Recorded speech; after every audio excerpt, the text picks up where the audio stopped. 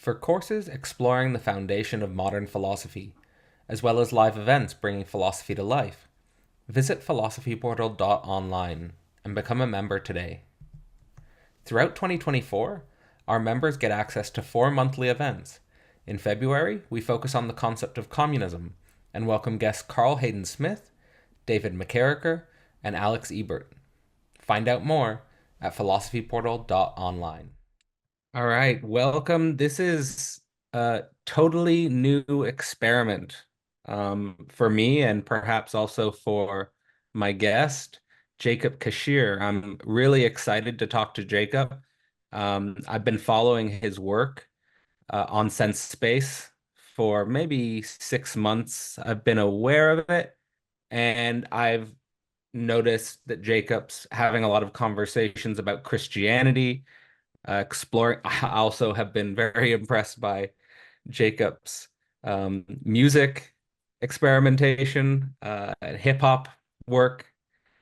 Um, there's some great videos on YouTube on the channel, as well as on Spotify, and I'll leave links to those in the description.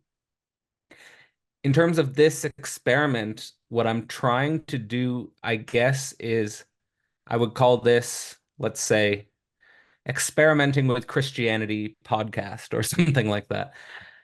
Playing around at the edges in a very personal way, hopefully, with exploring Christianity. Um, it's a topic which is perhaps not totally foreign to my work, but if I've ever approached it in the past, it's always been on a more, let's say, philosophical level, and not so direct, if I could say it like that.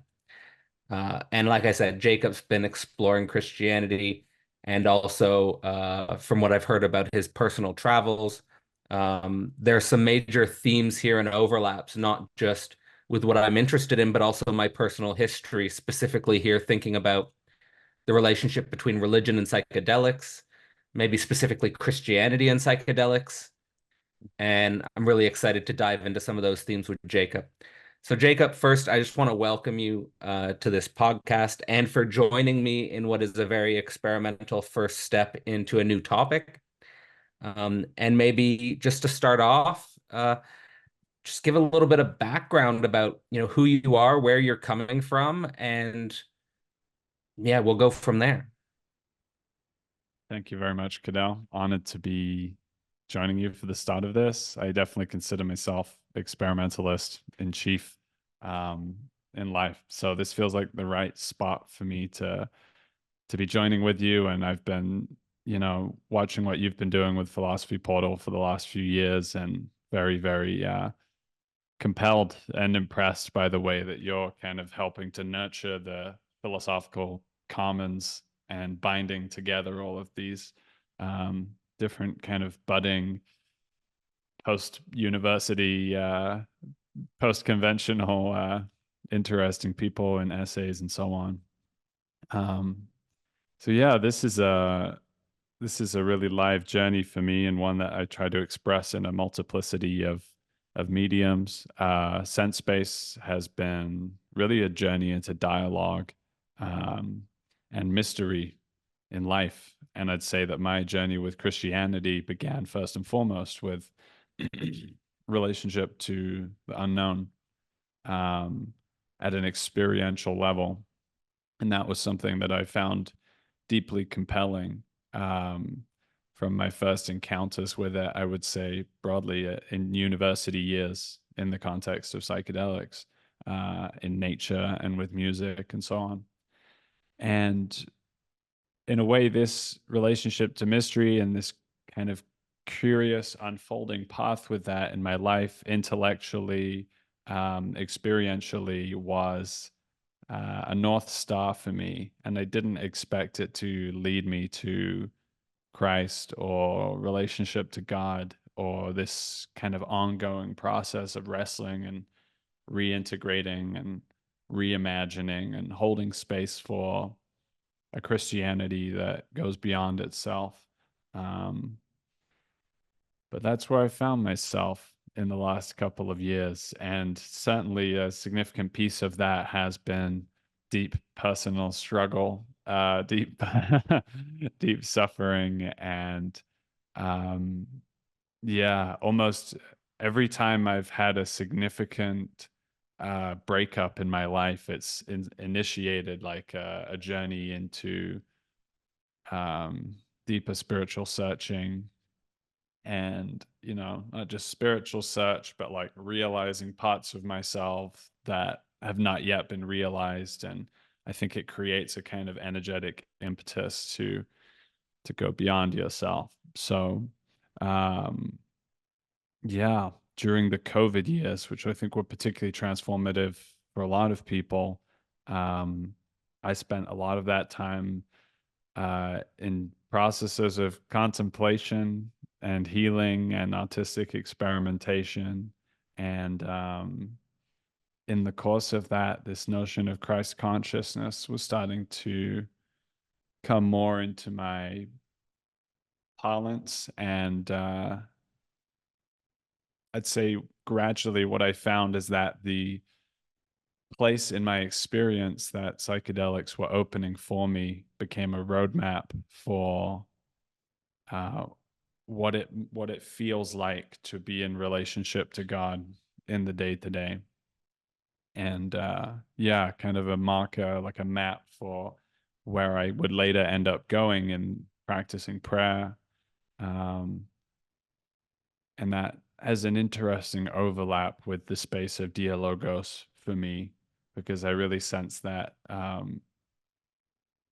like dialogos holds this beautiful place of having its own winding path from the Socratic tradition. Some would say earlier still, from like indigenous level sense making around the fire. Um, and yet it also kind of overlaps very beautifully with elements of the early church and the Pentecost, and the notion of the feeling of the Holy Spirit um, between disciples, between people in fellowship and journeying through life together. So a lot there. I'm going to allow you to help steer me through this very vast terrain. That is a vast terrain. The first question I want to ask you is, what was your childhood upbringing or relationship to religion, if any? Yeah, good question.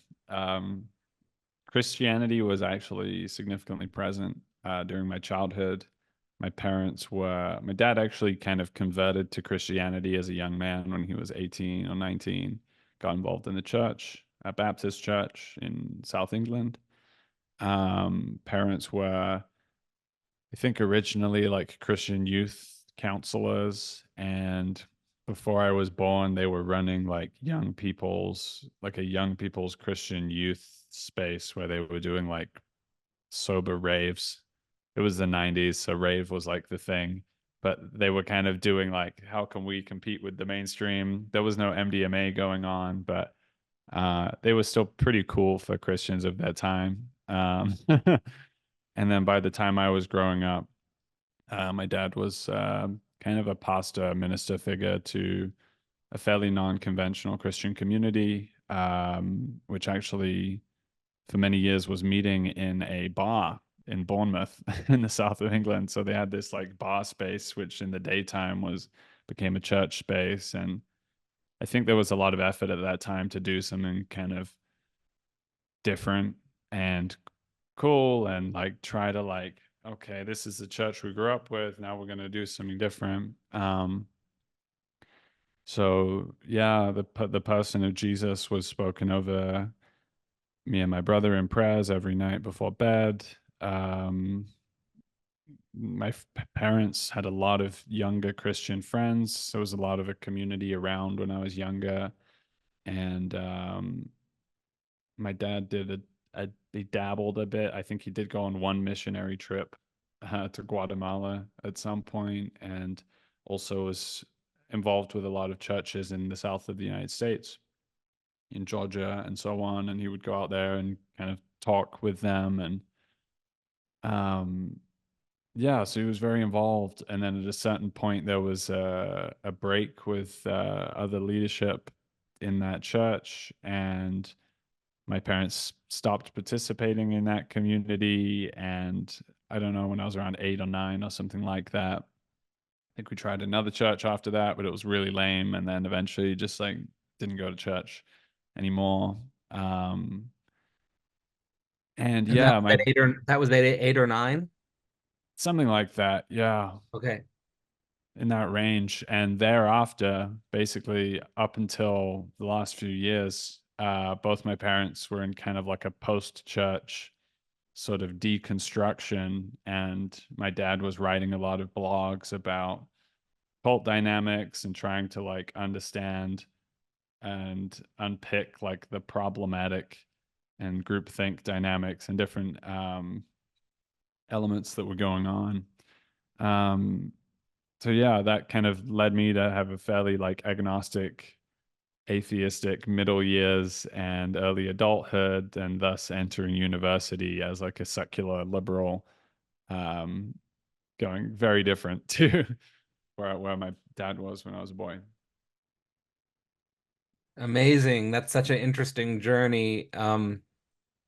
I guess my first sort of question would be something like, and it might be leading in terms of a certain direction, but can you remember back when you were a child, your impression of Christianity and Christ and God? Was it something like a psychedelic experience? Did you were you immersed as a child in this symbolic universe in a positive way, or what's your yeah, what's your memory of those years before 9? Um, yeah, it's interesting. The memories are sparse, but I have a few, and I definitely was like I experienced two different Christianities. I think as a young boy, I experienced like the Christianity that my dad was involved in, and like the books that were in my parents' house, and the stories that my dad would tell me. And then there was like the Christianity of my Christian Catholic school, and there was always a contrast between the two. One felt like kind of deracinated, and like there was always this skepticism towards authority and church authority that my dad carried, and had more of an anarchist kind of streak. So I received that, and I felt that towards the teacherly authority and the Catholic authority of my school. But on the other hand, like notions of, my dad would always tell me about like spooky, weird things that had happened at Christian gatherings and conferences, and like profound words that had been suddenly spoken by somebody and caused someone to have like a crazy somatic response. And just like a lot of these like really strange, like serendipitous events that would happen in my dad's life in Christian context. So I was kind of saturated with that a little bit. My father also could speak in tongues, which is pretty gnarly too. And what else? I thought that like it's interesting. Like there was like a crossover of like my dad's love of action films and Christianity, where like I got this notion that like being an exorcist was like this really like cool badass thing. And yeah, I definitely like had this richer imaginative world of like battles between angels and demons. And I it's not that I had seen all of this really, or that I was having like, Joan of Arc style visions as a child. It wasn't that. It was just like that there was a space in my imagination held for that, through my father, where it just seemed like there were these more magical um, possibilities relative to the very dry Christianity of my schooling and most of English culture at that point. Yeah, this is fascinating, and your dad sounds like such a wild character. It's actually it's lovely. It's actually making me think about Someone I've been listening to a lot recently, a Christian pastor by the name of Paul Vanderklay.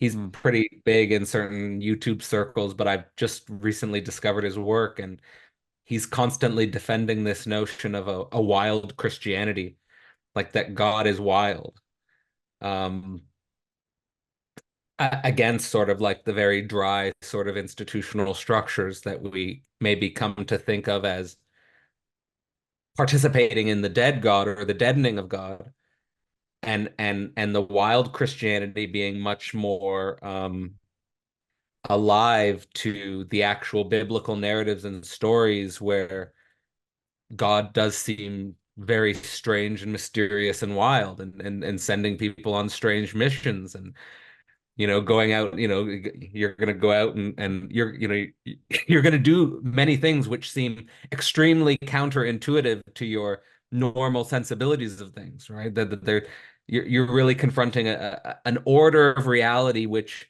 your ego or your self-consciousness seems to be per maybe a bit perplexing and strange, but also something that you might want to resist and rebel against and say, why would I want to do something like that? So these themes are coming into my mind. But okay, so that's a fascinating background. I almost just want to ask a quick question: is uh, do you still have a relationship with your father? Is he still practicing? What's his Christianity at the moment? He yeah, he never became an atheist. He's still maintained a relationship to what he calls the person of Jesus. But in a way that was largely separate from participating in Christian context. And like, I know over the last several years, he's been in like a lot of like deconstruction online communities, basically. So not quite atheists, but like a lot of disillusioned post church people who are like, there's a lot of processing going on worldwide of people coming out of church and like realizing what was off about it. And so he wrote a book called Church, a Counter Narrative, which was like a little kind of autobiography, and explored some of these themes and areas that he found problematic. And yeah, it's been one of the beautiful things of the last 6 or 7 years for me to go from like being in totally different linguistic ontological frameworks and not being able to communicate at that level to like slowly like him kind of like, because his language was so churchified, it was so what he calls Christianese, that he didn't have that skill to like bridge out of it. What we do often as like philosophers in liminal web space is like, we're inside of one language game and then we're able to like go and play in another with around the same thing but in a different way. And so he's been learning to do that, and I've been discovering more. And so gradually now we have a dialogue. And yeah, he's been very excited about the stuff that I've been writing, and I think it's kind of sparking a little bit of a reawakening to some of that for him. And he has a few kind of long-term Christian people that he walks with in life. And yeah, uh, interesting for him to slowly be opening up to the plant medicine side and getting more curious about that as well. Um, Amazing. I think that one of the things that always strikes me as the core of Christianity is the metaphor of the Father, and the role of the Father metaphysically, um, both spiritually and socially. And so it's a beautiful surprise, that in this conversation, you know, I'm just thinking about the role of the Father for the Son and the Father. It's so beautiful, such a beautiful part of life, and such a undernourished part of our 21st century culture, I feel, is the Father and the Son. And I think it just naturally, to me, it brings me to tears, even just not even in a not in a negative way, just brings me to tears in a beautiful way. Um, so I'm really really appreciative to hear about that aspect of your history. Now, going into now this transition Yeah. of going I want to from put a pin in what you sure, said sure, you about, pull a I'm pin, yeah. pinning what you said about wild Christianity because there's so much Okay, there for us to open up. okay. But please We'll proceed go with, wild. We'll go wild. We can yeah, go as all wild right. as you want. I don't mind about that at all. But I just want to set the context of your story as well. Yeah, So please. so I love thinking back onto my childhood and just the spontaneous imagination of the child, um, and maybe how rich it might have been to be exposed to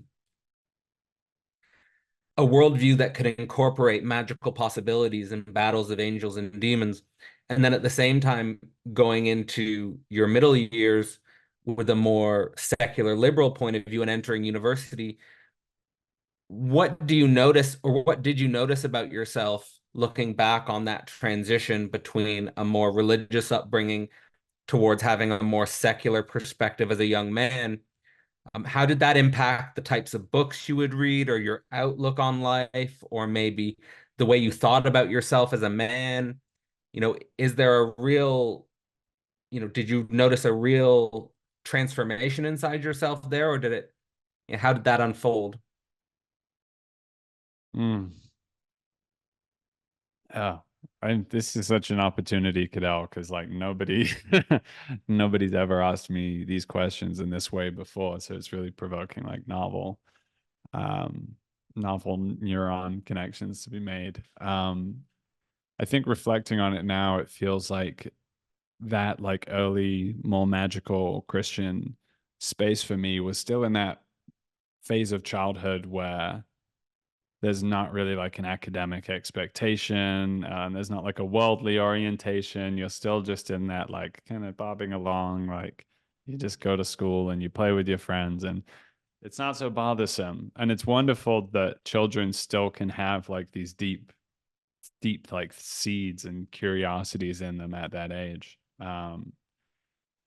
And history was another one I was very interested in from a young age. I was always historically curious, very interested in World War II and history of war and so on. So um, I think yeah, I don't know, you just start getting hit with waves and waves of tests and exams, and it all becomes like a roller coaster towards university. And I think my sense of self value was more and more being drawn from my intellectual ability as a consequence of this. And fortunately for me, I was pretty good in a lot of subject areas, not all of them. And so I went to university for history. Um, and yeah, I don't know. I think maybe I became somehow a little more like washed in, going through the teenage years and so on. Um, Coming into university, I was Like put in a reading. box? Yeah, What does it mean to yeah. get squashed in? I don't think I think the way that my like pseudo autistic sensitivities kind of evolved through teenage years was that I just was like not very emotionally expressive at all, and that kind of thing. And I was pretty well socially integrated. I got invited to parties and so on, but yeah, that was kind of my makeup. And I think that like lack of really knowing yourself emotionally is a part of the character of the young atheist in a way. And so I was intellectually focused. I wasn't reading any fiction. I was only reading nonfiction. And I was kind of at that age of like, what are the things I ought to read to become a smart person? Go like heading into university, that's where I was at. I was like, reading the New York Times every day on the school bus and like um yeah, I went off to do my history degree, and that's basically where I started to have my first encounter with Islam at university, and that became like a 4 or 5 year season of the journey, and a really important mirror for me in my process of understanding religion and society.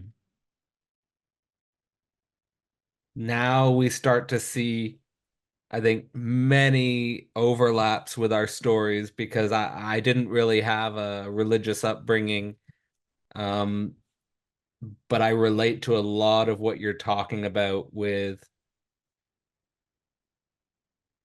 reducing a certain emotional expressivity, being subjected to a reevaluation of myself in regards to intellectual ability, even to the point of I always even recall a story where I think I was in like grade 11 or 12 in high school, and I remember this kid telling me I wasn't very smart, and I took it so personally that I was like, "Oh, I'm gonna prove them, I'm gonna prove them wrong." Like, like it was sort of like using it as a sort of a positive emotional drive to, what book, like you were saying, like what do I need to read, or how do I need to behave, or how do I need to perform in order to be considered a smart person? And then that's just being linked so tightly with valuation, self valuation. Um, and I actually even went through a period of switching entirely, like you said, switching entirely from being interested in fiction to reading exclusively nonfiction. So there's a lot of interesting overlaps in your Mm. story there with sort of what I've experienced as well. When did this, or so I should phrase it differently, did this did this version of yourself experience a breaking point or another transformation? And did that, if so, did that breaking point or major transformation have something to do with an opening to the spiritual or the religious in any sense? Oh, you know me too well. uh, yeah, that young man did indeed get cracked open. Let's see. Hmm. Yeah, I can identify like my years between 18 and say 24 as characterized by, in the worldly space, this really interesting unfolding intellectual journey in relation to Islam and history and so on, and politics, and getting involved in more like public intellectual spaces. But privately, it was a kind of back and forth dialogue between heartbreak and psychedelic experience. So I think those were the two openings. I had my first LSD trip when I was 20 on an exchange program in California with my first girlfriend, first love. We broke up. I buried that or was not able to access that for a solid 2 years afterwards. And so I found myself going deep into LSD experiences, every 6 months or something, when the right moment prevailed. And I also was developing a relationship to cannabis during those years. And really, um, I found a richness and a sustenance in my life through like that deep psychedelic experience in relation to music. Was a big fan of Tame Impala, huge fan of Tame Impala during those years. Um, so yeah, and then more relationships and entanglements, and yeah, a particularly challenging relationship that developed with a roommate during those years that then became a relationship later, and ultimately was yeah, kind of traumatizing experience in which both of our patterns were really working out upon each other um, for those years, and also a very beautiful, very philosophically, culturally enriching relationship, and one that also explored psychedelics, but ultimately deeply imbalanced. And in later years, getting into men's work and getting into a life that was more fully supportive, then I could actually appreciate, like, wow, I didn't have the infrastructure at all to express the depth of my inner experience with anybody, really, especially men in my life. And so it was always like held in these female relationships. And of course, when it's all held within such a close container, then um, that it can't be properly held. Um, so when that relationship came to an end, that was the end of my master's degree, and I had my first big like burnout experience, and it was like a multi-stack burnout for me because I finished the relationship and I also finished the master's very disillusioned with the academy and the lack of like any sense of real vital conversation being available in that space, and any recognition of like the pioneering approach that I felt I was taking in relation to Islam. And so I kind of just was like thrown off from everything. And I started the COVID years spending 4 months in Athens where my parents were staying, and just walking around every day, uh, hiking and thinking and hiking and reflecting. And yeah, it was at that juncture that I kind of like really bridged out of any kind of conventional track and started Sensespace around March 2020. So yeah, I certainly got cracked open. Yeah, that sounds like an incredible trip. And I'm thinking about what's coming to my mind is, again, there's many overlaps, but I'm thinking about the way in which we get broken open in psychedelics, but also the way in which we get broken up in intimate relationships, and how those types of being broken up are oftentimes totally disconnected from our academic or our intellectual journeys, as if they don't even exist, as if that's the real dualism. Like the real dualism is that we have an intellectual journey, and then we think and we act and we write and we read, as if that's a separate universe from the universe of our most intimacies. That and the space is so intimate, and it's, to me, it's captured in what you said, that when you were 20 and your first girlfriend broke up with you, that you couldn't access it for 2 years. Like that's so intimate. And I've had similar experiences, right? Like where I remember there was this girl, we didn't even date, but I was so infatuated by her. I forget how old I was, maybe 18 or 19. And when she perhaps correctly stopped any interaction, I was so burned by it, and I had to bury that. And I had to bury all of that fire, all of that passion, which was so real, and so powerful and so overwhelming and so impossible to communicate. And I suppose just so mysterious, and very hard to know, especially when you only have a bunch of guy friends who also don't know how to communicate about that. where to go or who to talk to, or if you don't have a father figure who can really, I think the ideal would be as if you have a father figure who can maybe hold you in that energy. And maybe then there's a possibility to transmute that energy in a way that's very positive.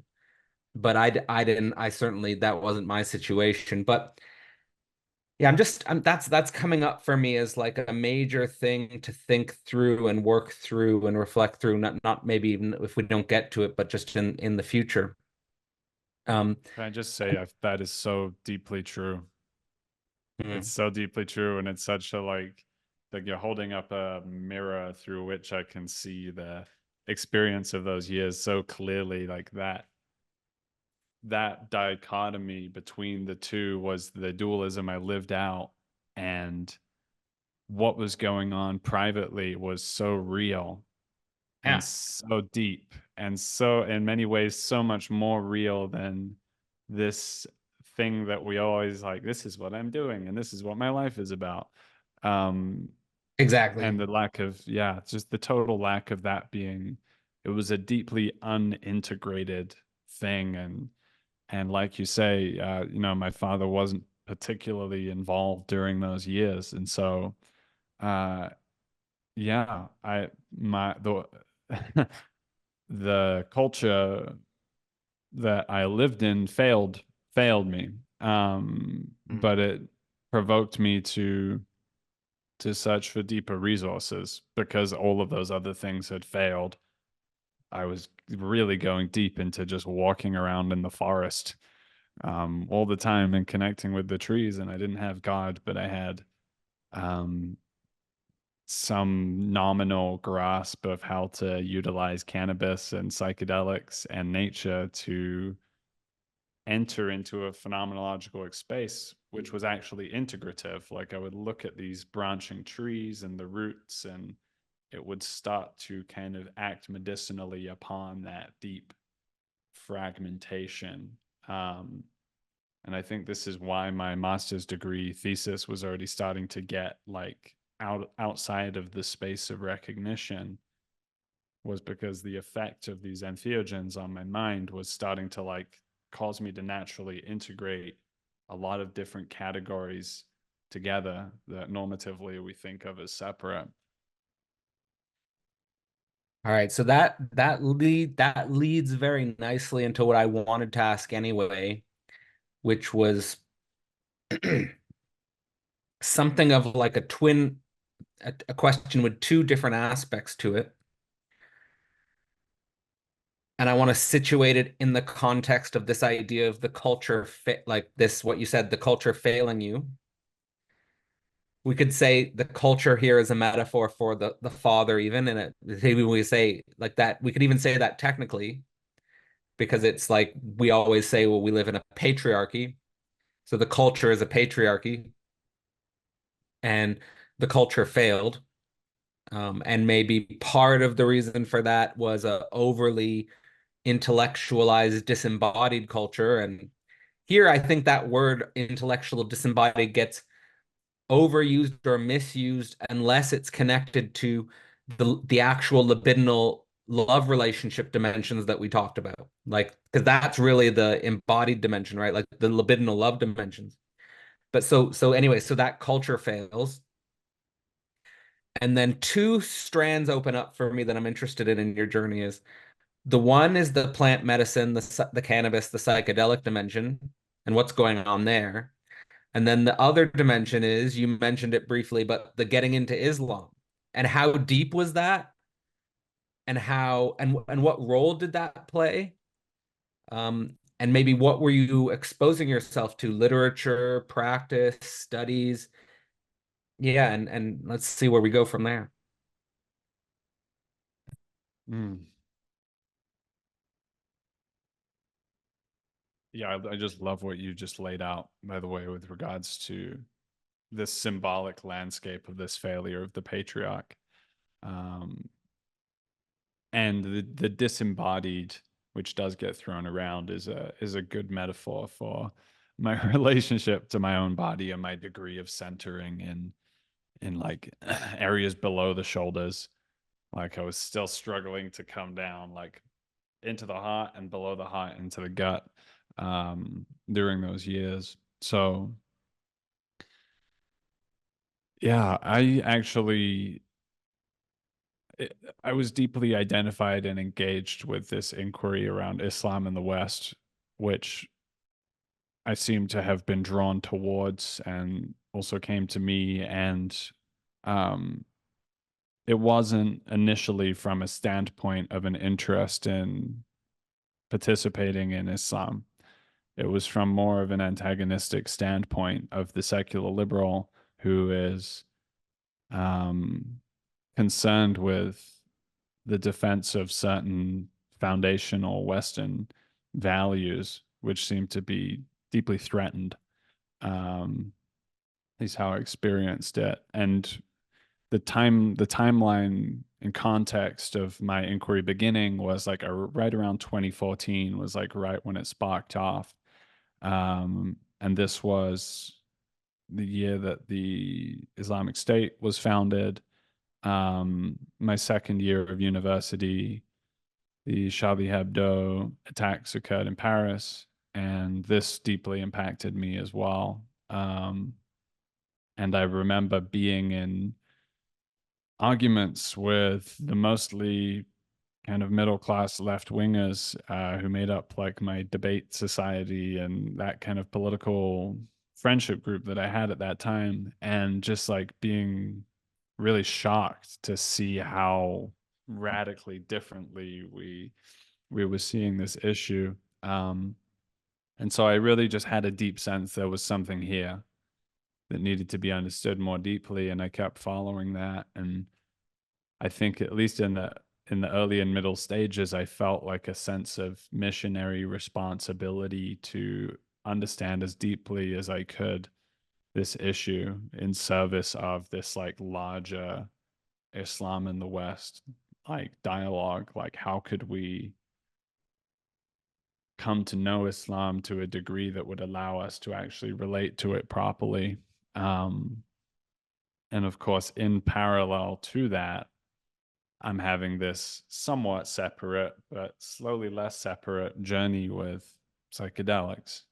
And that's opening me up to meditation. And it's starting to crack open my secularity in various ways. Um, and so gradually, as these things are both happening, I'm starting to engage in this like dialectical mirroring of like, okay, the Muslim community, like I'm getting a sense of how they view the West and how they talk about the West.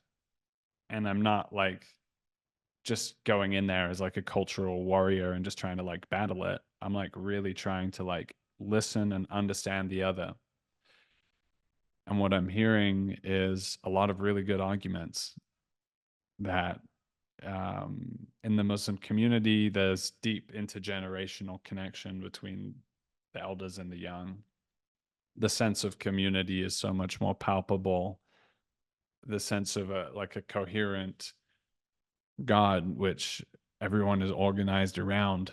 Um, all of this I was holding up in reflection to like the straw man of the West as just like this kind of godless McDonald's fragmented, individualized landscape, and thinking, how the hell are we going to save the freedom of expression and what's so vital in the West, like the possibility of deep free inquiry, um, when all of these arguments they have seem to be holding true.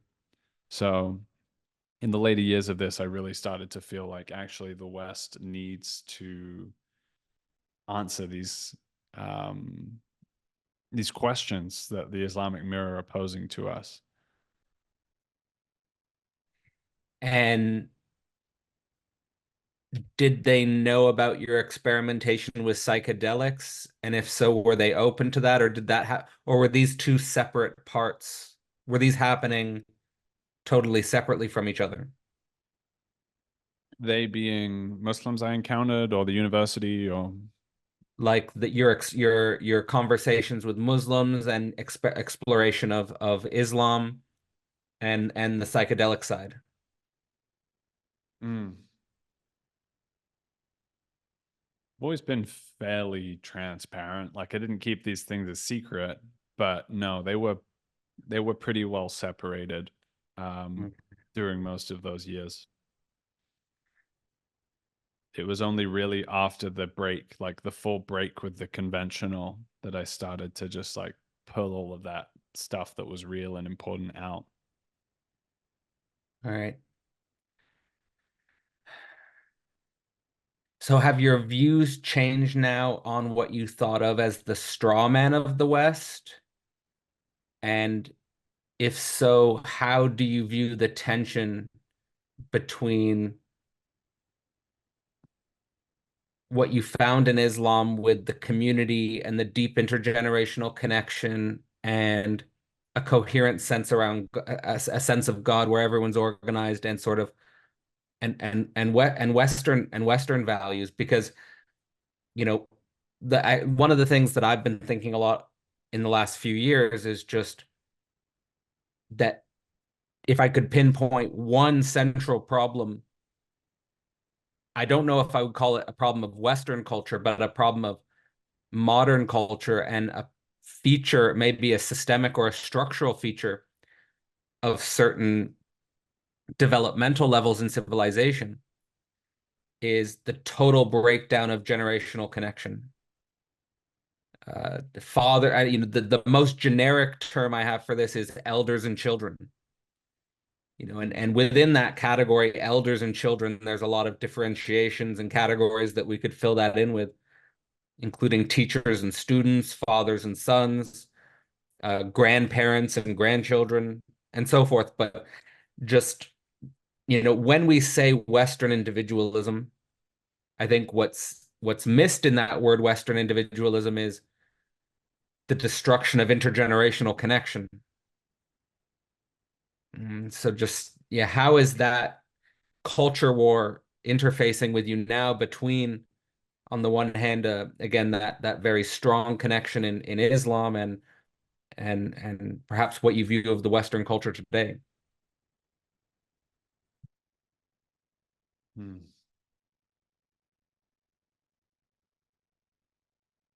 It's interesting. Like as I sit with the question, I'm really just feeling into the experience of like being between the two and like what that is, like how sort of vast that is, and what an intellectual stretching kind of process that was for me to actually try and sit between the two, and like there's kind of questions and counter propositions between the two, and you have to kind of like somehow be the space that is between them. And ultimately I think it's about like what's the dialogos, what's the logos, what's the both and beyond that can come out of that dialogue.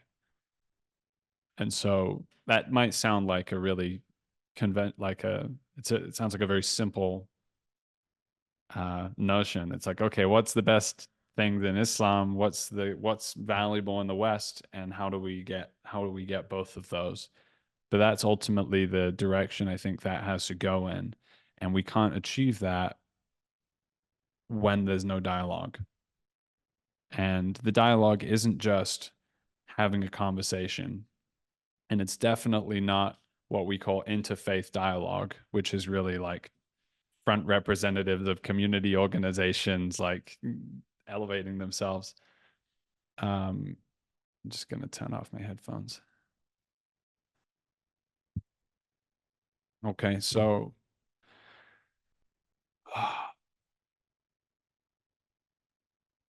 taking a moment for this one.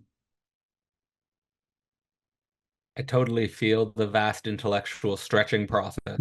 And I felt that myself. And in that vast intellectual stretching process, sometimes I feel like it comes to these really crazy contradictions that appear between fundamentalist Islam and woke culture, where like you'll have, for example, feminists support like radical feminists supporting um Islamic culture, which you would think on the surface is antagonistic with feminist culture, but somehow is being, not just passionately, but zealously defended. Yeah. So I No, just get totally stretched there. I I kind of lived watching that on campus when the LGBTQ society and the Islamic student body were in an alliance at Queen Mary University. So um yeah, that political horseshoe. Um yeah, it's part of the crazy thing for me is that I kind of parked this inquiry at a certain point in like 2019, 2020, and I departed from it into quite different domains of exploring the depth of dialogue and the depth of healing. And now in like the last year, this is actually the second dialogue I've had on this. I had one with Ken Lowry on Islam in the West as well. I seem to be being called to reintegrate what I learned there and start to pull forth um, Islamic consciousness, Islamic cultural and historical consciousness has a deep, deep self confidence. It has a kind of pre modern self confidence. And what we realize in relationship to that is we in the West have a postmodern, deconstructed lack of confidence. And maybe this actually mirrors very well the condition of the Western man and the Western patriarch. Um, Islam, the the problem with Islamic consciousness for me at root is that it begins, and this is so difficult to pass out for me as somebody who's now in relationship with God and relationship with a knowing, and a knowing of a not knowing that is so foundational to me. But in Islam, there's this foundational premise that the truth has already been written. It is already known. And so all process of inquiry becomes merely a matter of finding the correct knowledge, finding the correct interpretation. And there's actually a kind of historical backward facingness in which all of history, like as they move forward into each phase of history, they're constantly and always looking backward to the time of the Prophet, the time of the Salaf, and the problem of all everything contemporary and novel merely needs to be interpreted retroactively through what's already there. And so you'll see if there's like whenever there's a new scientific innovation in the West, um, there'll be a scramble by various sheikhs in the Islamic community to find where that was already shown to be the case in Islam. So if we discover something new, they'll immediately find ways, and then there'll be info memes going around Islamic community saying, aha, the Prophet was so wise, or, the Salaf was so wise because they predicted that this and this and this. And there's this kind of like intellectual hermeneutical membrane in which the function of the other is always to be kind of exploited or integrated into the self, into Islam, to reinforce what already is. So it's not really interested in that transformational interaction with the other, in which something absolutely novel is occurring. And this is going to be a real problem if indeed the whole alien intelligences and encounters thing takes on greater palpability. I'm really interested in how they're going to contend with that. Um, in the West, we have a freedom of inquiry. We have a greater degree of curiosity and openness towards integrating things from the other. Um, there's a lot of caveats to that, but I just want to kind of lay those foundational pieces for you and go from there. Yeah, there's a few interesting things coming up there for me. I really appreciated the way you articulated the internal sort of metaphysics and temporality in relationship to knowledge, which is going on in Islam, because I guess I had more an intuition of what you were describing, I wouldn't have been able to articulate it the way you articulated it, but like what the way you articulated it was just sort of click, click, click, click, click, like with like my intuition of how I have encountered Islam. And perhaps also like, full disclosure, some of the way in which I can be triggered by Islam. I could be triggered, like I can be, I can have concerns about this. And I have concerns about, I also have concerns about the postmodern deconstructive point of view as well, but I can get triggered on that end as well, and then the way they interface is like how is that happening? Um, so yeah, there's a lot there. I also like the way you described um, the Islamic consciousness and cultural history as having a deep self-confidence, and as our sort of, and also the way describing as we have sort of a radical lack of self-confidence. And I just want to articulate this in just with, I think that this is a phallic metaphor. Like Uh-huh. this is just a Okay. fa to me, this is just a phallic metaphor. One patriarchy is just a full no no apologies hard on, and then the other one is just like a complete limp phallus, and I just how to interpret that. Like to me, this is all libidinal politics stuff, like and how do we think through that? Because like again, I think when it comes to the Abrahamic traditions, it's hard to think about them, at least for me. And that wasn't an intended pun, but it's hard for me to not think about it outside of a type of phallogocentric logic, and that we're talking about patriarchal forms of organization, and you know it is the case that I'll stop going on this diatribe in a sec, but it is the case that postmodern deconstruction is kind of a direct attack on phallogocentrism, and how do we make sense of that? And at the same time, to me, the way you describe the intellectual hermeneutic membrane of Islam uh, couldn't be more different than what I understand of Hegelian metaphysics. Like Hegelian metaphysics is set up for you to be surprised by the other. And that's why I called the first anthology Enter the Alien, because it's Mm. enter the alien, enter the novel, enter what is novel in the other, and even the otherness within yourself, that you're alien to yourself. Okay, so there's a lot going on there for me in what you said, and I appreciate it immensely. For courses exploring the foundation of modern philosophy, as well as live events bringing philosophy to life, visit philosophyportal.online and become a member today. Throughout 2024, our members get access to 4 monthly events. In February, we focus on the concept of communism and welcome guests Carl Hayden Smith, David McCarricker, and Alex Ebert. Find out more at philosophyportal.online.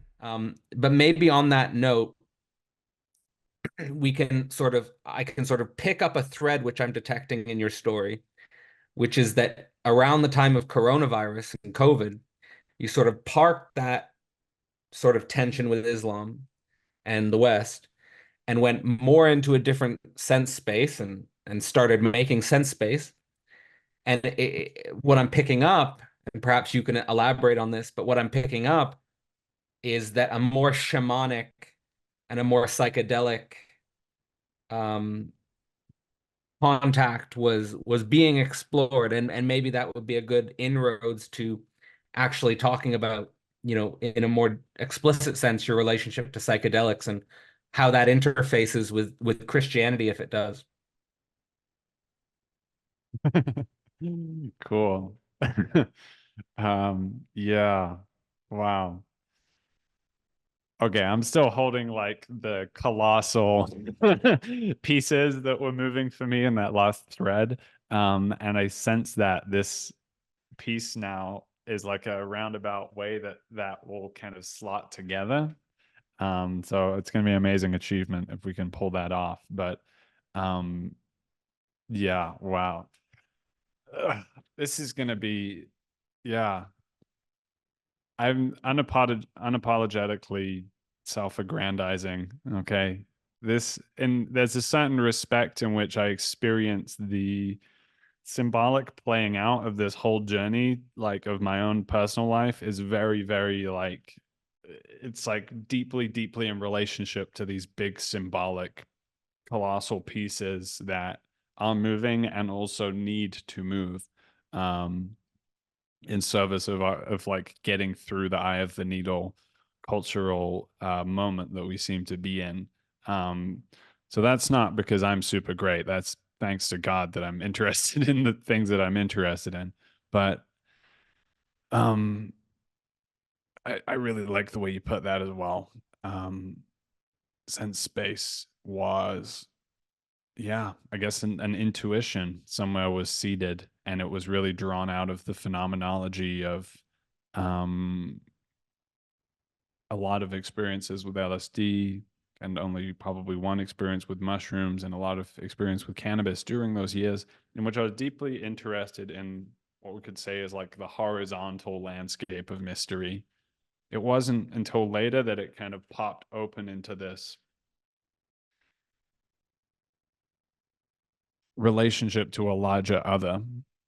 For a long time, it was more like losing myself and finding myself in the midst of the beauty and the mystery of, you know, in the classical LSD fashion, you know, contemplating a flower or watching some incense move through rays of sunlight whilst listening to Ravi Shankar or this kind of thing.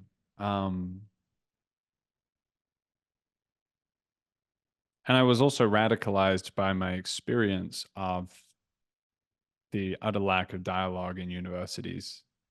I myself had been the vice president of the debate society. I had done competitive debate. I had held debate panels. And I had gone to what was the most prestigious institution in my field, which was the program at King's College London in the War Studies department, to really like find answers and find people who could help me like work with this thing that was so important to me.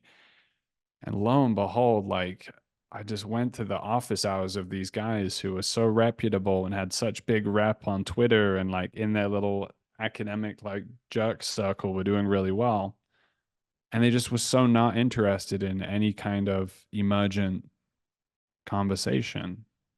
It was like they just wanted you to ask something about what's in your paper, or like a very specific linear question. There was no sense of like, let's start this process and what is that thing.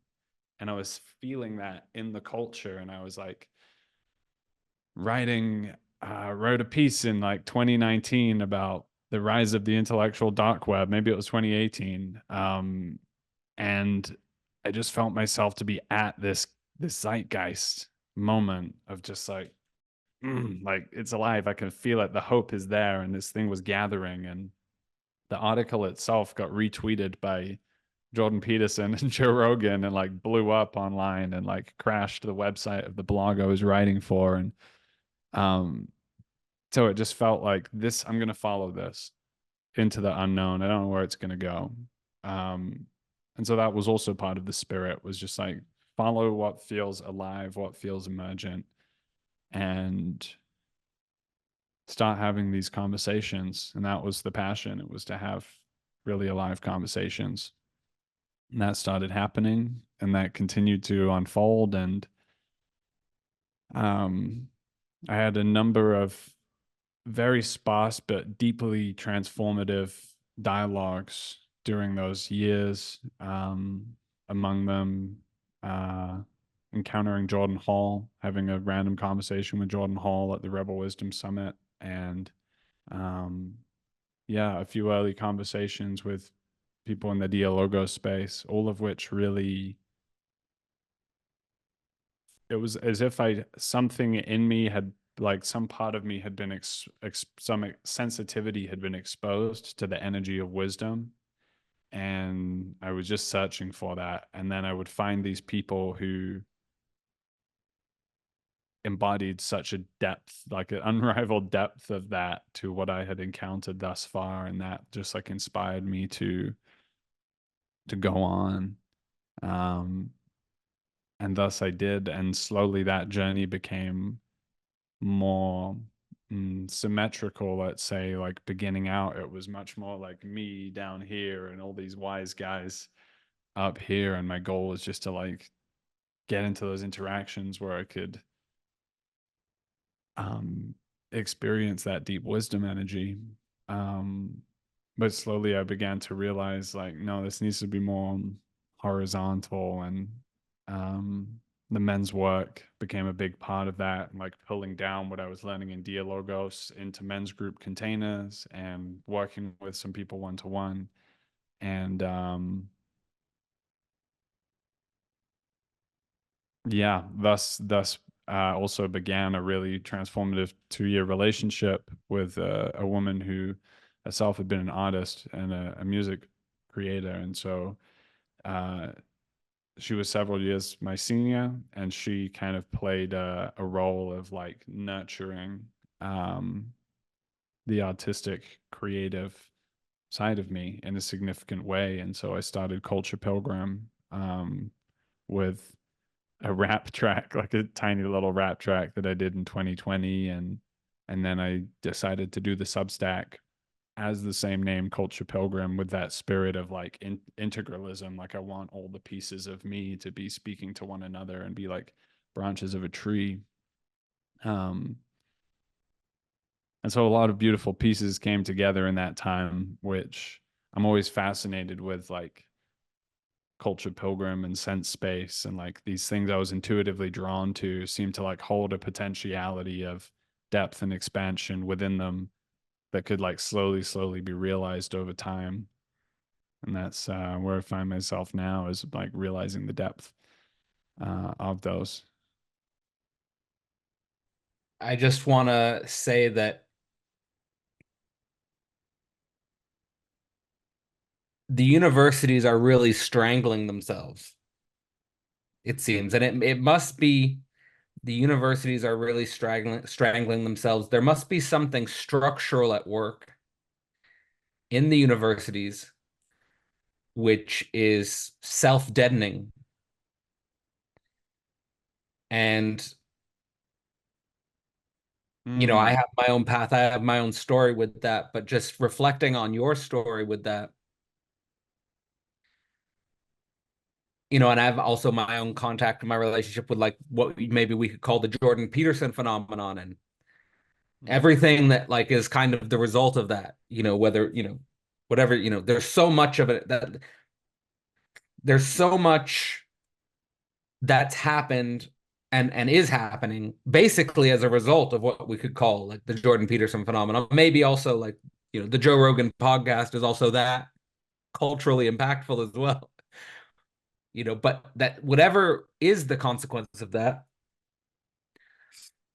I want to emphasize that maybe it has something to do with actually the foundation of not only a different type of university and a different type of spirit of the university, even if we say maybe university is not the right word for it, a different type of learning process that does seem to have something to do with masculinity too. Has something to do with masculinity too. Mm.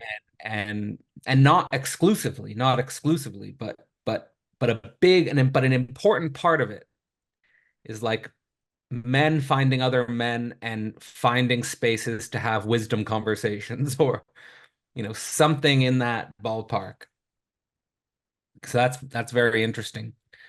So I think we've gotten a 3D, a 4D picture of Jacob, and I love that. Um, Now, one of the reasons why I wanted to reach out to you and have this conversation was because you've recently had an experience with psychedelics, which you wrote about on your Substack, and and spoke about on your Substack, and well, one of the reasons I'm interested in that not only because it's interesting, but because I also have had a similar experience with psychedelics and in a Christian context, and coming out of that experience with a different perspective on God, and a different perspective on Christ, and a different perspective on, I suppose, Christianity as a phenomenon, even. Mm-hmm. So now that we have the 4D picture, what tell me what's going on with your more recent explorations of psychedelics and perhaps how they interface with Christianity. I'd love Mm. to dive down that rabbit hole. And if you want to bring back up the sort of what you pin there with the wild Christianity, I think that might be one way to bring that theme back in. Mm. Yeah, I like that. Let's unpin that. Let's let that curtain kind of cascade down, and we'll pin the university like masculinity thing, because I really feel there's something there, and I'd love to talk with you more about what that is. I feel like your kind of heuristic might actually be a really good way to crack that open. Yeah. Okay, so this is really the starting point for me in relationship to Christianity, is that um, I would never have been open to the possibility of a real mystery, a real Christ mystery, were it not for the continual meetings with mystery in psychedelic space, initially opening me to the possibility of that, and eventually actually starting to utterly like just bring me to a place of confoundment. Um, and it's that shift of like, what does it mean for me emotionally, mysteriously, psychologically, to feel like this may actually be true or real in some sense. Like we'll get into like what that is, but initially I just want to start with the experience that I was having in a very intense global period of like 2021, like in the depth of the COVID time.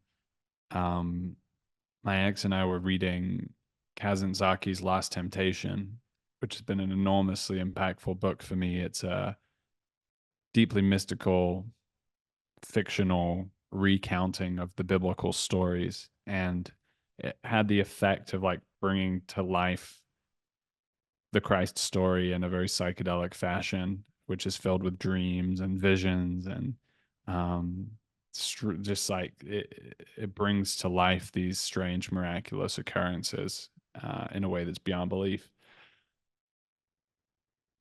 And yeah, I have been so drawn to the muse. I've been drawn to the muse in the form of these female partners. That's been a big part of my journey. And for whatever reason, at that stage, my female partner was having these visions during a very substantial 5 gram mushroom journey that we both undertook. In which she seemed to glean something which I've only come to understand since that Kumankaya journey a month or so ago, which is that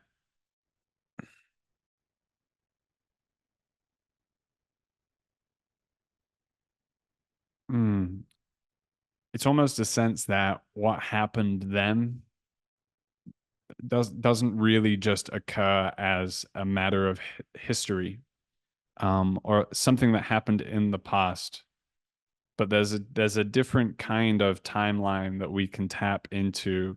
There's a place in experience we can reach in which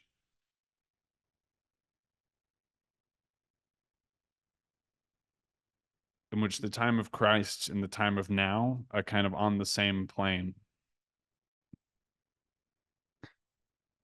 And for me, I get to a place, and I've reached a place where I'm not sure that um like I'm no longer sure that Christ is um like part of the reason Christ consciousness was such an important doorway for me is because it broke away from the very like Christ is Lord, Christ is singular, Christ is the only instantiation of divinity that ever has been or ever will be, that seemed to come from that kind of institutional Christianity. Christ consciousness had an openness to me because it said, this is something that was attained in human form, but there's also Buddha nature and Christ consciousness, and can imagine it creates more of an openness to the possibility of there being other kinds of divination, divine incarnation occurring. Um, what I've experienced at Kumankaya and in relationship plant medicine is a sense that incarnation and reincarnation may actually be something that God is continually experiencing in human form again and again and again. And that the resurrection is therefore not something that is confined to the particular miracle of the resurrection of Christ, which I feel um, agnostic about, but is actually something that our like the soul of ourselves or the soul of God is continually experiencing again and again. Like we're continually dropping in and out of God, in and out of God into incarnation and up and down and up and down. And what Christ represents is the realization of that process whilst being in the process. And in particular, it seems to be about drawing that down right to the very bottom of human experience, like right to the bottom of suffering, right to the bottom of humiliation, and drawing divine love all the way down to the bottom. And that indeed seems to be where divine love must go, and where we must find it. Um, We must fall. we must fall. Yeah, I mean Yeah. that. I mean, I'm just what's coming to my mind there is actually something I again I recently overheard Paul Vanderklay say as like it was actually in Dialogos with a guy named Martin Shaw said something like God isn't finished with you until every last bone is broken or something like that. Like just like that experience of down to the very bottom, of suffering and humiliation. And of course, the image of Christ is and the crucifixion is a perfect representative of that. Dying not only and that's the thing is like that's the thing that I've been thinking about very powerfully, and struggling with is not only dying on the cross, um but dying for your enemies. You know, Mm. like like people that hate you and or people that have betrayed you, like people who have done Yeah. wrong by you. And like that's like it seems to me like that's the like that it's part of an important part of the story, like is and again I'm just working through these things in my own way, but like we live in a type of universe where not only is there not justice in the way that our egos would like justice, but that God wants you to go deeper into what you feel is the deepest injustice. Like, and you got to go down into that and love somehow, like anyway, that's a little bit of a side note tangent, but I love everything that you're bringing up there, and I appreciate everything you're bringing up there, inclusive of some of your sort of metaphysical speculations about Christ and time and um the agnosticism about, the actual resurrection and stuff like that. Now, this is a metaphysical background. Now, I'm assuming this is a metaphysical background that is informing your approach to experimenting with plant medicine now. And how does that change your experience? Mm. Yeah.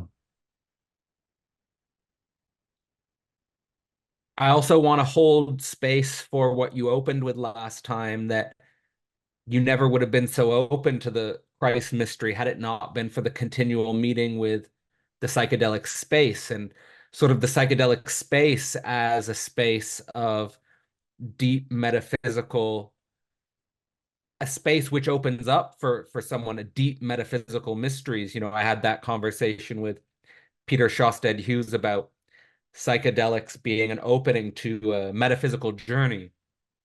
Mm. Yeah, and I think foundationally it's a self-other meeting, and it's a self-other meeting that gradually bears the possibility of communion. It's a place where you start as here's me and there's the world, and what LSD in particular, let's say, does is starts to blur that.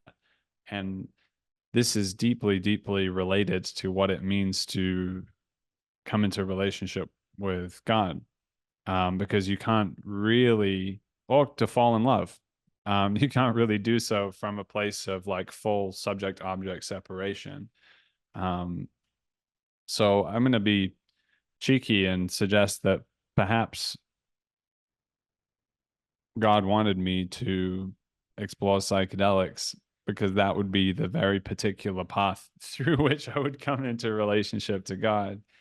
Um, but more than that, um, my journey has been one of getting a deep understanding of ancestral wounding and the wounds of the First and Second World War that um, were in my family lineage, and plant medicine opened that for me as well, and created the kind of shamanic space in which there could be some profound healing around that.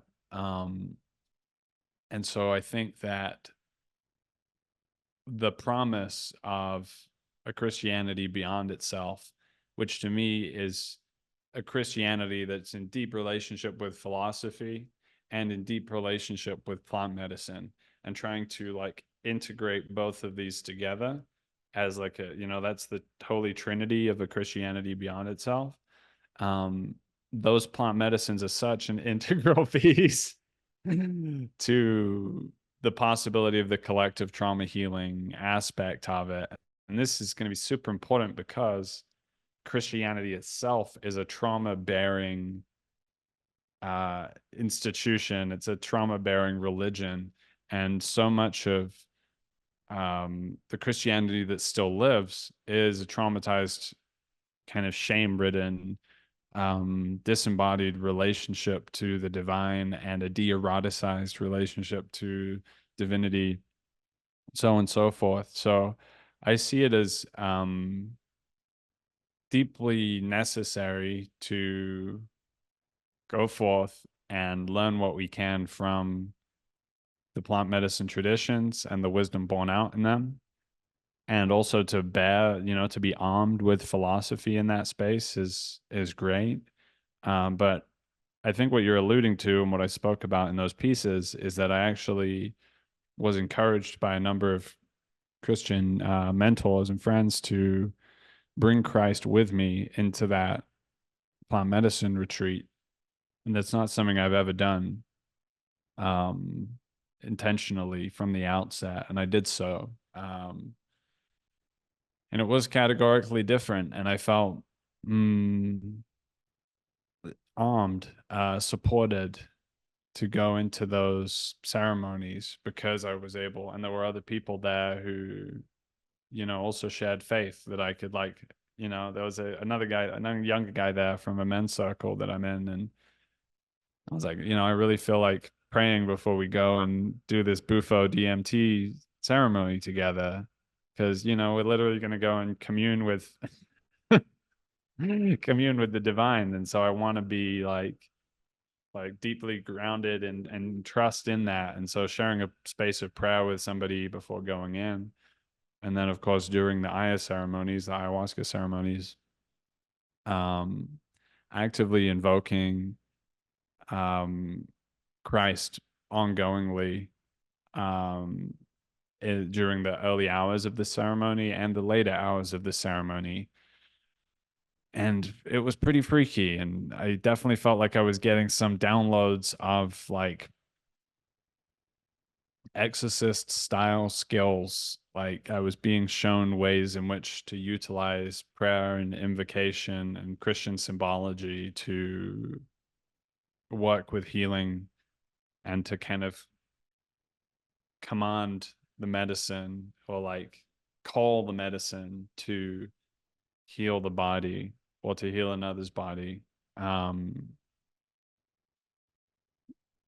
So this to me is like the most exciting, interesting synthesis project of our age, and it's deeply metaphysical. It's deeply profound, and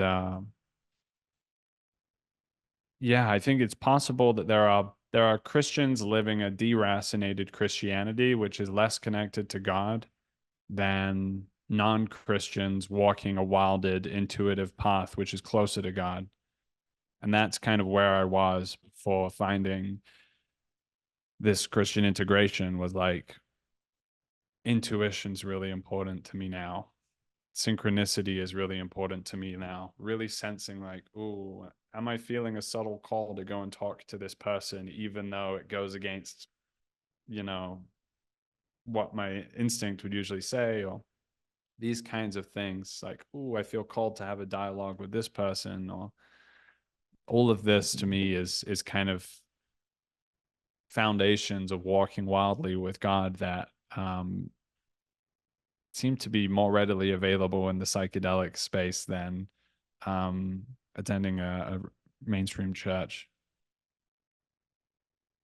which tends to kind of make a safe space and keep you inside of it. Yeah. I mean, there's this tendency of institutions today in general that I feel like they function more like daycare centers than anything else. Um, they're very infantilizing. Um, but there's so many interesting things you said there that I appreciated. Um, perhaps the highest among them all is this sort of idea of your holy trinity of a Christianity beyond itself is a very I mean, the challenge for me is that, your version of the Holy Trinity of a Christianity beyond itself is so synergistic and so mirroring how I would, a type of Christianity that I would vibe with, that like what I really would struggle with is, and what I do struggle with is the version of Christianity which I don't know how to make contact with because it's so different from the Christianity that I would vibe with. Like and No. so in some sense I'm cheating with this first conversation with you on this because it's like I feel like the way you're vibing Christianity is just like I'm on board with that, like I get on board with it, the philosophy and the plant medicine and also pointing beyond itself, which I feel like is kind of like I do like legitimately feel like the Christian metaphysics has an interesting. Yeah, again, I have my own sort of relationship to the history of Christianity, but I feel like the Christian metaphysics has within itself a pointing beyond itself in an interesting way, which I quite like. And um, I also really appreciated what you said about um, the paradox or the contradiction Christians living within Christianity but are further from God actually than many non-Christians who are living a wilder path but are like paradoxically closer to God in that. And like I think that that's so fascinating. There's so many things that I might say there. Let me just say one plant Please. medicine wisdom that I picked up in one of my experiences that I feel like resonates with this, that might be relevant to this conversation, and then lead it into another question is what always turned me off about religion was proselytizing. Like it always turned me off. Like I just someone, like so many, a dude coming up on the street, it's almost like they're trying to pick up a chick. Like, did you hear we've got the thing? This, this Friday night, want to come with me on a date to the local church? It's just like, no, man, no, I don't. I'm good. You know. But the experience I had in one of actually, I think it was my first ayahuasca experience, was I had the vision of God, like deep into the experience. Like I had this confrontation with God, and it wasn't a word, it wasn't like a language, it wasn't language like we're talking with language, but it was like if I was framing it in language, it was something like,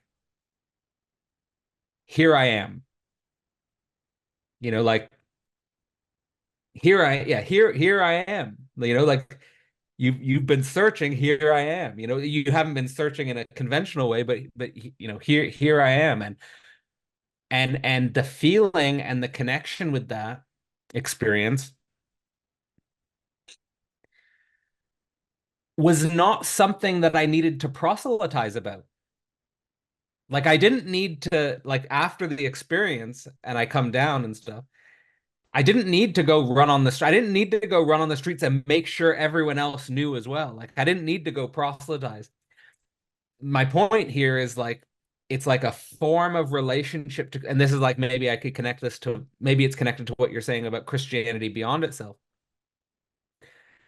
Is it I liken it much more to a feminine position than a masculine position, in the sense of I'm not going out there trying to shove my belief in your face. Sorry, Hmm. shove my belief in your face. I'm more just in good in myself. I don't need you to believe the same thing as me. I don't need you to think the same thing as me. But if you want to talk about these things, I'm open to it. It's much more a sitting and waiting. It's much more like I'd say that it's much more feminine in the sense of like I'm not going out and looking for a guy, but if the right guy comes by, I'm open to having a good conversation. Like it's more like this. Hmm. It's more like this type of disposition, and so like anyway. Maybe as a sort of final winding down, I just get like yeah, what do you think moving forward and deeper with this perspective on Christianity and psychedelics? Where do you feel like you're moving right now? Obviously, with the intuition, with the synchronicity, walking wildly with God. Yeah, yeah, maybe just go into a little bit where you're feeling around with this energy.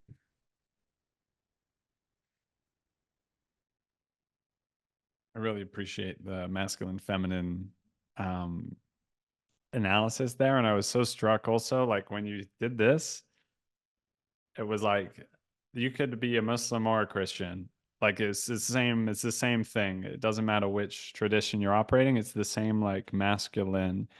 I It's the know what the form truth of that. is. It's that form. It could have the content of, like you're saying, it could have Islamic, Christian, Mormon, whatever content.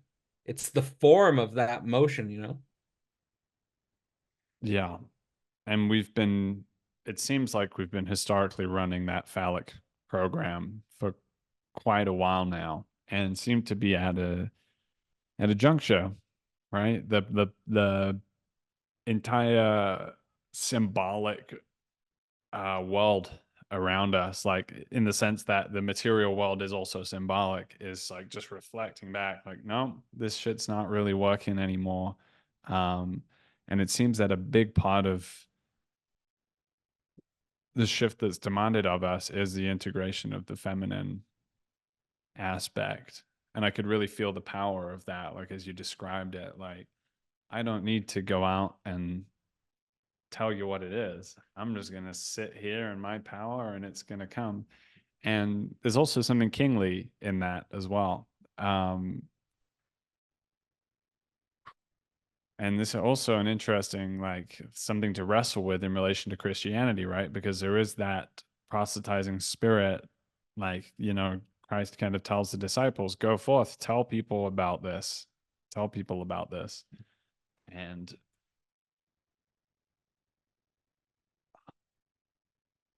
I think the core issue in that proselytic encounter is this presumptive position of I already know. And it's not coming from the standpoint of this other person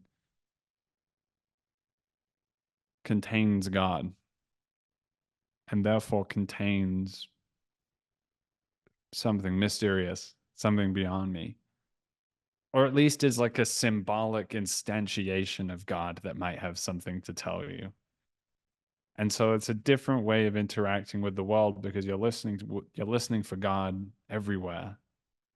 And you can't know where it's going to come from, and it might be the person you least expect, or it might be getting into like some Robert Anton Wilson shit where you read it on a billboard or scribbled on the side of a street or something. um but looking forward, for me it's interesting, the rap, which has really been coming along, and I've got a lot of projects. Thank you so much, by the way, for um speaking into that. A lot of projects My coming, and my favorite yeah, song is Dunya, by the way. Dunya. Okay, I dope. love the beat. Like it even says it on the beat, eh? Like this beat is bad, yo. And like it is anyway. I like a fe- I like a lot, but that's my favorite. Yeah, that was my first attempt to do a drill, like UK drill track. I So noticed I've been listening to UK drill, so maybe that's why. yeah, it's very hard. It goes hard. And that, I think that's a good point to lead into, because to me, what the vision that distinguishes a Christianity beyond itself from a Christianity that is separated and secluded from mainstream culture and in like a battle with it or in fear of it or like trying to protect against it, is like this Christ essence that I believe wants to come into the world need not come in the garb of a priest or in Christian happy clappy style music. And there's a reason we have an aversion to that music, and it's still kind of triggering for me sometimes to listen to that. Um, like it's about finding God in all of those places, in the rave, in the rap music, and like connecting with divinity in all different instantiations. And I think when that can happen, it will create a cultural richness that is so compelling that it functions as that more masculine aspect of it without being so like pointed, if that makes sense. Like I still have to find the celebratory phallus of my divinity, but that has to be as part of a larger whole, which has that feminine quality of like sitting into the whole of the body and the whole of the being. And um like is not trying to fuck the world with my beliefs, but is actually holding a kingly space for an intimate encounter and to invite people into a deeper possibility. I want to hear what comes for you with that.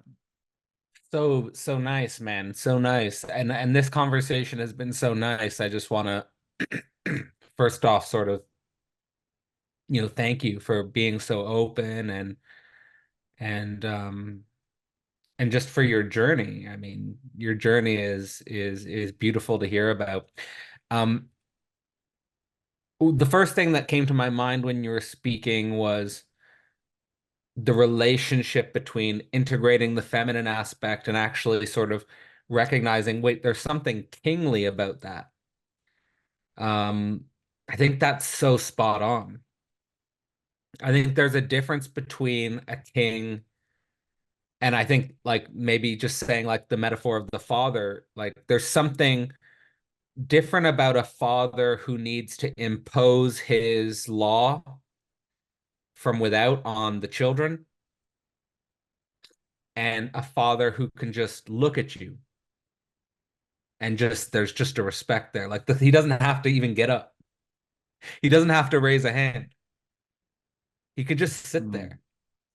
Like I just Yeah. my third girlfriend had this had her father was just a very universally loved father. And he had this quality about him, which he'd never like yell at you. Like he'd never raise his voice at you. He'd never hit you. But like if he looked at you in a certain way, you just know. Like you just know, like, okay, I misstepped or like I shouldn't I was out of pocket there. Right. And there's just something about this sort of like kingly power which has that integrated feminine aspect. And also, I like the way you were talking about a Christianity which isn't battling with the mainstream culture. Like I'm super distrustful of the Christianity which is coming from the place of we have to battle against the woke culture.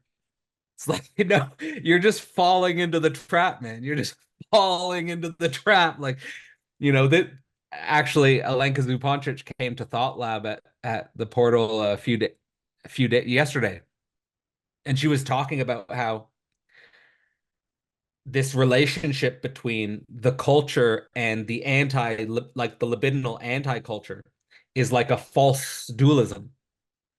Like, and I feel like some forms of Christianity set themselves up for this false dualism. Like we've got to we've got to be hyper Christian masculine and spread our beliefs everywhere quickly because the woke culture is a scourge and society's becoming too feminine.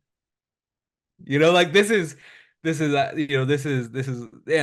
mistake in my in my view. But at the same time, I also appreciate it. And to me, this is very, I don't want to throw my beliefs around, but to me, looking for the celebratory phallus or the phallus of like I would say the phallus of jouissance, is a very Lacanian word there, but just like there is something of a connection there with hip hop, I think. Um, because I do feel like hip hop, that music form, it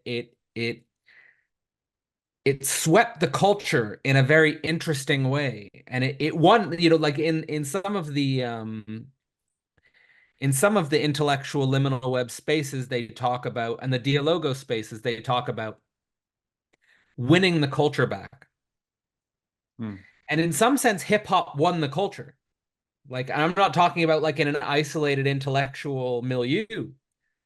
I'm talking about like won the culture. Like it's the most popular music in the world now. Like it's not like just isolated. It's like billions of people. Like hip hop's integrated into all different forms of music, and like hip hop has a very interesting quality. I feel that it can go into any genre and reinvent it.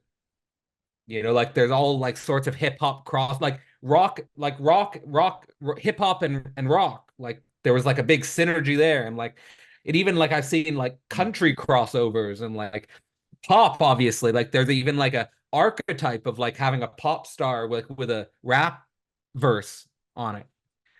Like there's a way in which hip like and like also I have a theory that's connected to psychoanalysis that in psychoanalysis is based on free association, which is uncensored speech. And I feel like that's very similar to freestyle, which is just sort of like letting the logos be the logos, you know?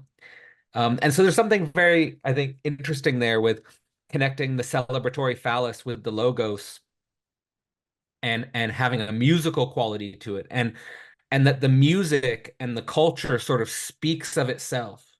You know, like you don't need to proselytize about it. It just is good.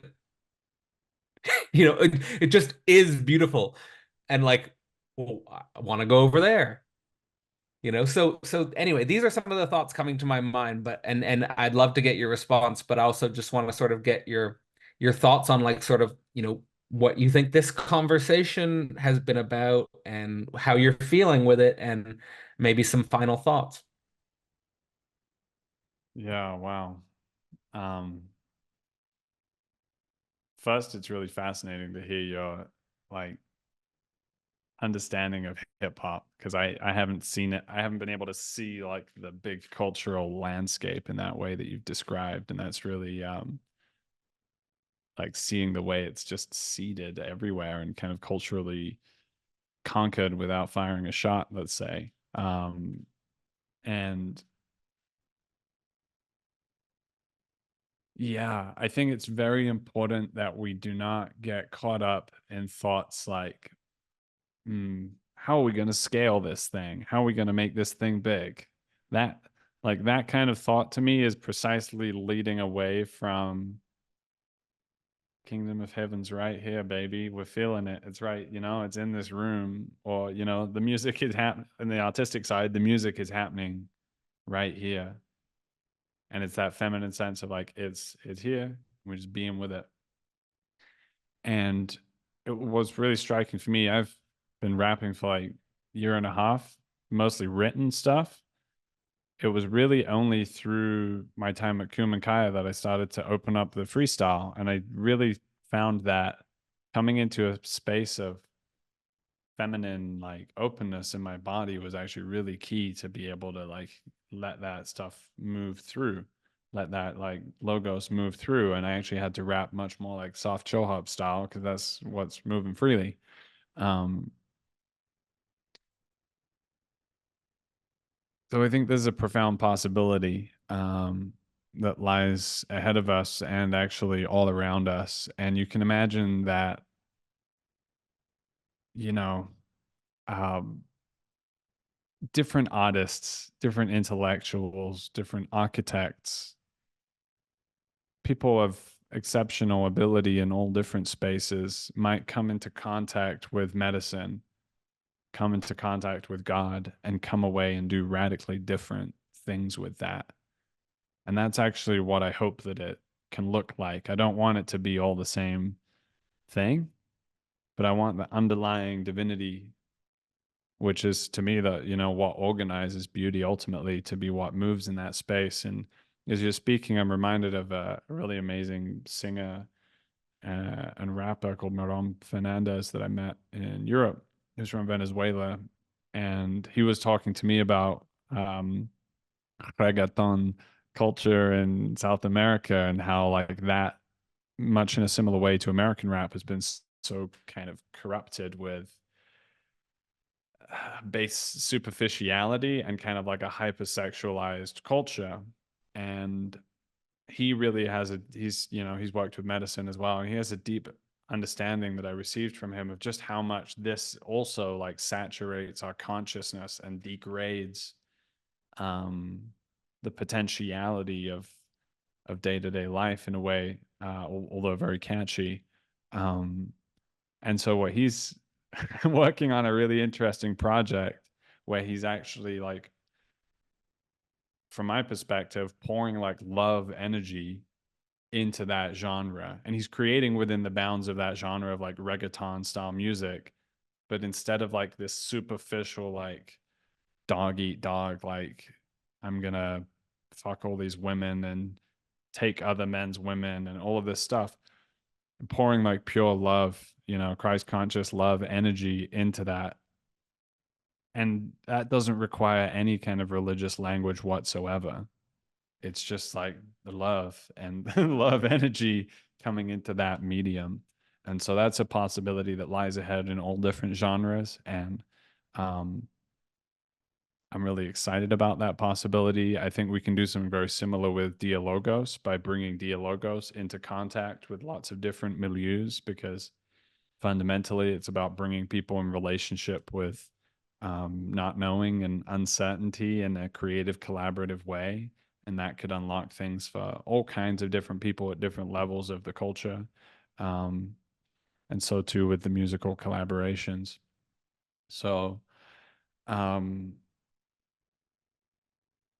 yeah, I'm feeling called to keep going with the music and keep working to unlock that channel and get to a place where I can create more fluidly and freely and have, there's a lot of little blocks and things and getting beats and working out how to produce at home that you have to, to get it moving freely. And so getting that flowing and continuing with these beautiful Wrestling with Christianity dialogues in the other series, and at some point continuing to work with the medicine in the near future as well. And that seems, yeah, I feel called to just go back and re-enter that space and continue to do that work and continue to see what it's going to reveal to me and what needs to be worked through and worked out, whether it's of myself or of the collective or of my family, ancestors, or what have you.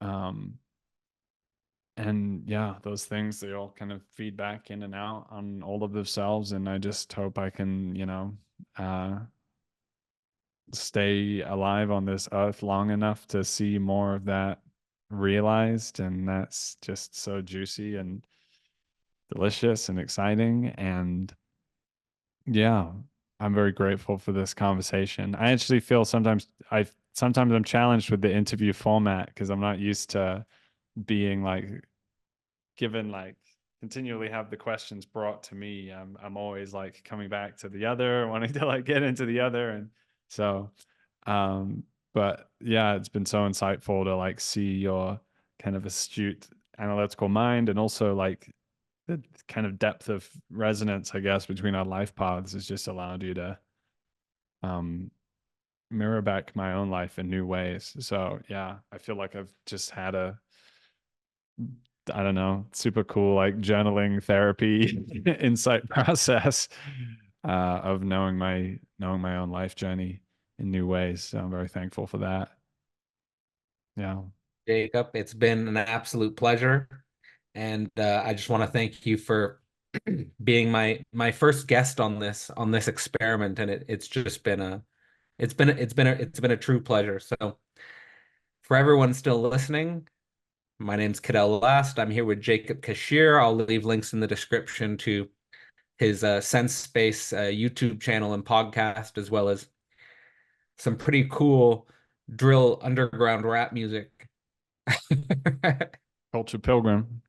Culture Pilgrim! Shout out to Culture Pilgrim! For courses exploring the foundation of modern philosophy, as well as live events bringing philosophy to life, visit philosophyportal.online and become a member today. Throughout 2024, our members get access to 4 monthly events. In February, we focus on the concept of communism and welcome guests Carl Hayden Smith, David McCarricker, and Alex Ebert. Find out more at philosophyportal.online.